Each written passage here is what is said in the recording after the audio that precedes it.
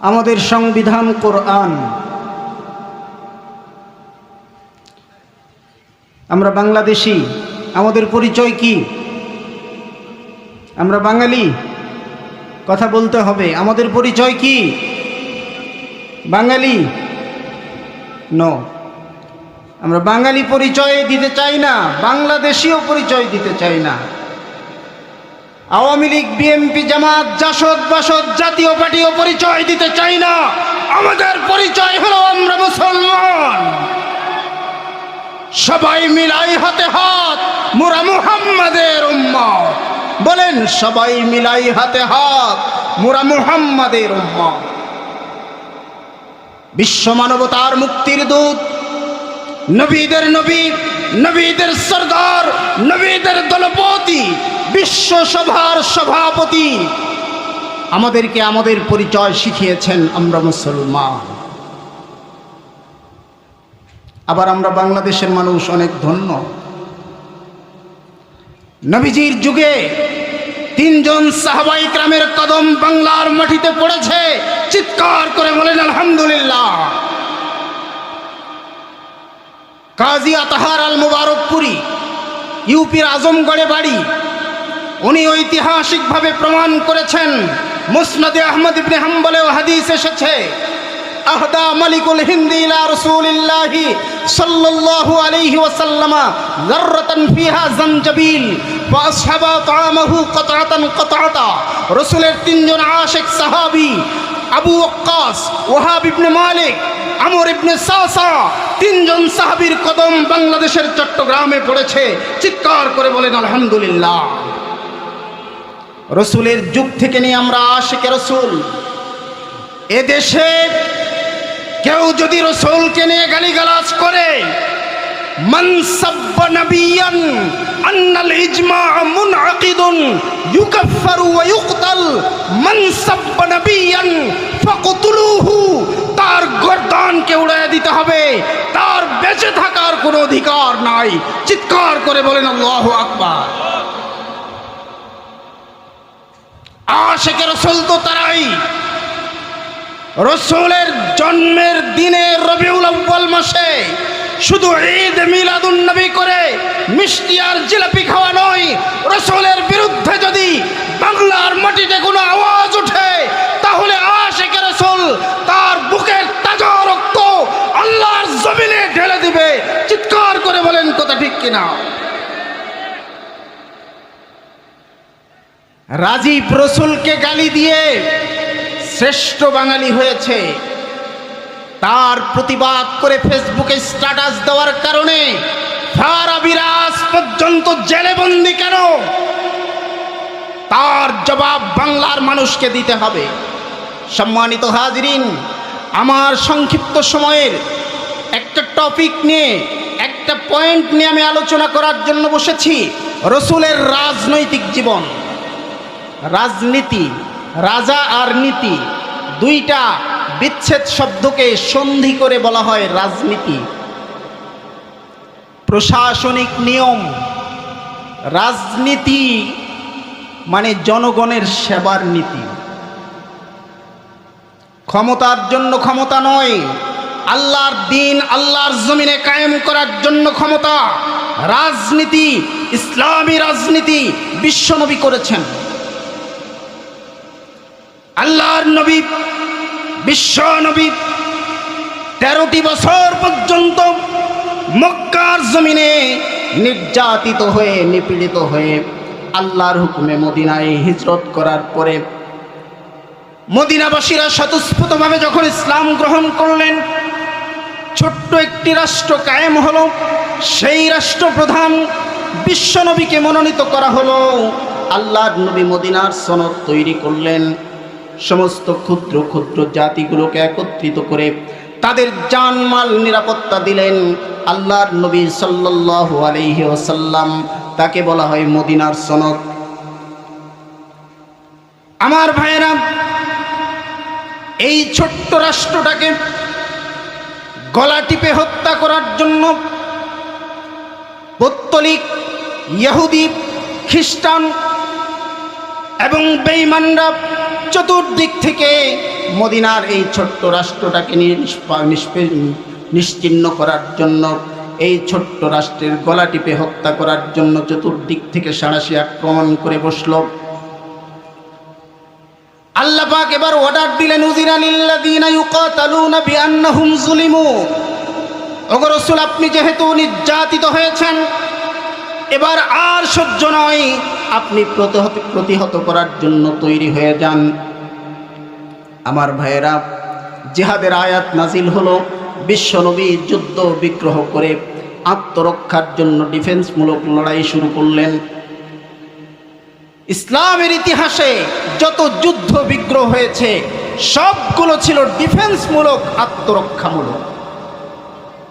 সারা পৃথিবীতে এই যে গণতন্ত্র আমাদের উপরে চাপিয়ে দেওয়া হয়েছে, গণতন্ত্রের জনককে জানেন? আব্রাহাম লিঙ্কন না,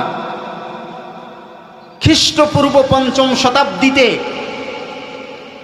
প্রাচীন গ্রিক দার্শনিক খ্রিস্টান সে প্রথম গণতন্ত্রের এই শখ তৈরি করেছে।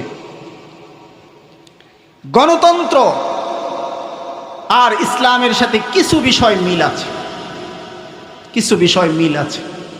সম্মানিত হাজিরিন, এই জন্য রাজনীতি, রসুল শুধু ধর্মীয় নেতা ছিলেন না, রসুল ছিলেন রাজপথের লৌহ মানব, রাজনৈতিক একজন নেতা, বিশ্ব নেতা ছিলেন বিশ্বনবী মুহাম্মদুর রাসূলুল্লাহ। The prophet Hazrat Muhammad was a great leader. এখন আমরা বিশ্ব নেতা বলতে মিস্টার ট্রাম্পকে বুঝি। মিস্টার ট্রাম্প সাহেব বিশ্ব নেতা নন। বিশ্ব নেতা হলো মুহাম্মদুর রাসূলুল্লাহ সাল্লাল্লাহু আলাইহি ওয়াসাল্লাম, যিনি স্বল্প সময়ের মধ্যে এক বিধ্বস্ত মানবতাকে মানবতার চরম শিখরে পৌঁছিয়ে দিতে সক্ষম হয়েছিলেন, যার আদর্শের মাধ্যমে তিনি হলেন বিশ্ব নেতা মুহাম্মদুর রাসূলুল্লাহ সাল্লাল্লাহু আলাইহি ওয়াসাল্লাম। আমি বলছিলাম যে রাজনৈতিক জীবন রসুলের, ছোট্ট একটি রাষ্ট্র কায়েম হলো, স্থাপিত হলো। এই জন্য 4টি শর্তে যুদ্ধ বিগ্রহ জিহাদ বৈধ। 1 নম্বর হতে হবে রাষ্ট্রের অস্তিত্ব, 2 নম্বরে অমুসলিম বা শত্রু কর্তৃক নির্যাতিত, 3 নম্বর শর্ত হবে শত্রু কর্তৃক নির্যাতিত হওয়ার পরে তাদের যোদ্ধাদের বিরুদ্ধেই যুদ্ধ করতে হবে। সম্মানিত হাজিরিন, এরপরে রাষ্ট্রপ্রধানের নেতৃত্ব থাকতে হবে। তো বিশ্বনবী তার 63 বছরের জীবনীতে তিনি রাজনীতিও করেছেন। রাজনীতি এটা ইসলামের মূল লক্ষ্য নয়, ইসলামের একটি অংশ। রাজনীতি মানেই ইসলাম নয়, আবার ইসলামের বাহিরে রাজনীতি নয়। ধর্মীয় রাজনীতি এটার স্তর আছে, ফতোয়া আমি দিব না, আপনারা খুঁজে নেবেন।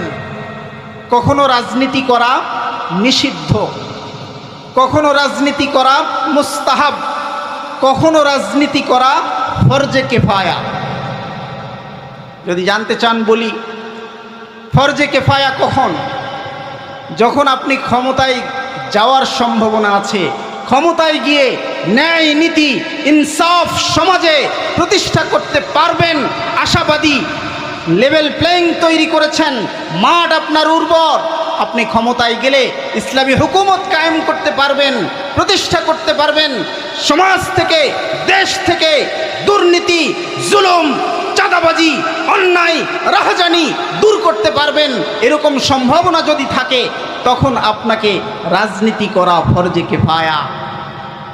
কিছু মানুষ ইসলামের ঝান্ডা নিয়ে দাঁড়াবে, হাতছানি দিবে ইসলামের পথে, সেই হাতছানিতে সাড়া দিয়ে ইসলামের পক্ষ অবলম্বন করা আপনার উপরে ফরজে কিফায়া। আর যদি সম্ভাবনা না থাকে, তো আংশিকভাবে চেষ্টা করা, তখন হবে রাজনীতি, ইসলামী রাজনীতি মুস্তাহাব।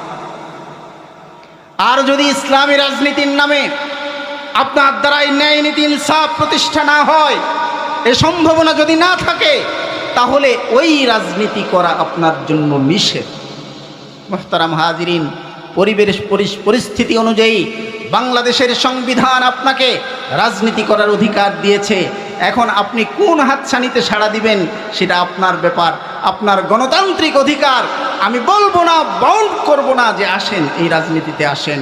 তবে রসুলের যে আদর্শ, রসুলের আদর্শ আল্লাহর দ্বীনকে আল্লাহর জমিনে প্রতিষ্ঠিত করার জন্য যদি কোনো হাতছানি আসে, যদি কোনো আহ্বান আসে, তাহলে কোনো মুসলমান কোনো দলাদলি থাকতে পারে না।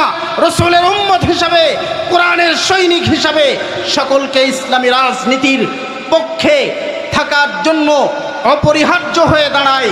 সুতরাং বিশ্বনবীর জীবনে রাজনীতি ছিল, সমরনীতি ছিল, পররাষ্ট্রনীতি ছিল। বিশ্বনবী একজন দক্ষ অভিভাবক ছিলেন, দক্ষ সমাজপতি ছিলেন, দক্ষ রাজনীতিবিদ ছিলেন। বিশ্বনবী তার জীবনের এমন কোনো দিক নাই যে দিকে বিশ্বনবী সফলতার সাথে অগ্রণী ভূমিকা নিয়ে নেতৃত্ব দেন নাই, এমন কোনো দিক বিশ্বনবীর নাই। সুতরাং এমন একজন আদর্শ মানুষ, এমন একজন আদর্শ নেতা ছিলেন বিশ্বনবী মুহাম্মদুর রাসূলুল্লাহ সাল্লাল্লাহু আলাইহি ওয়াসাল্লাম। মুহতারাম হাজরিন, আসুন আমরা রসুলের রাজনৈতিক জীবন বিশ্লেষণ করি।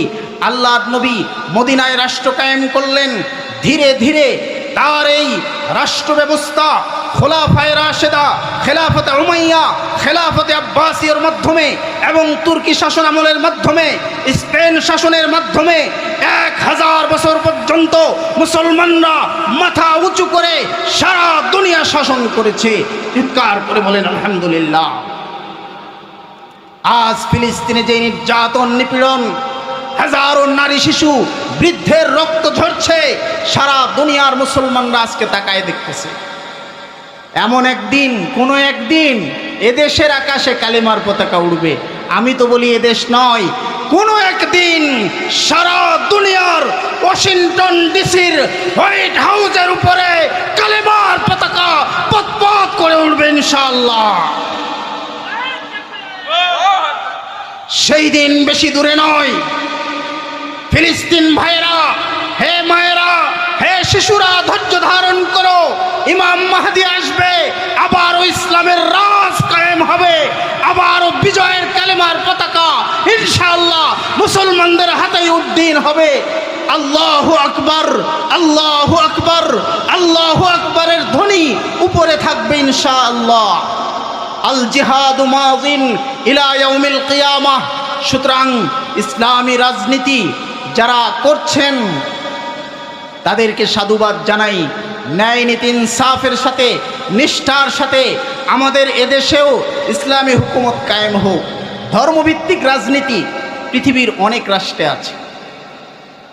গণতন্ত্রের ধ্বজাধারী যারা, ইউরোপ, আমেরিকার পার্শ্বের রাষ্ট্র ভ্যাটিকান সিটি, যারা গণতন্ত্রের জনক বলে নিজেকে বলে, ফাদার অফ ডেমোক্রেসি, গণতন্ত্রের জনক, তাদের বগলের নিচে ভ্যাটিকান সিটি খ্রিস্টান রাষ্ট্র, পোপ দ্বারা শাসিত ধর্মভিত্তিক রাজনীতি চলছে। সুতরাং এই 90% মুসলমানের এই জনগণের ম্যান্ডেটকে আমরা মূল্যায়ন করে আগামী দিনে ইনশাআল্লাহ নো আওয়ামী লীগ, নো বিএনপি, সবাই হাতে হাত মিলিয়ে ইসলামী রাজনীতির সুশীতল ছায়াতলে এসে ইনশাআল্লাহ এদেশে কোরআনের রাজ কায়েম করার তৌফিক আল্লাহ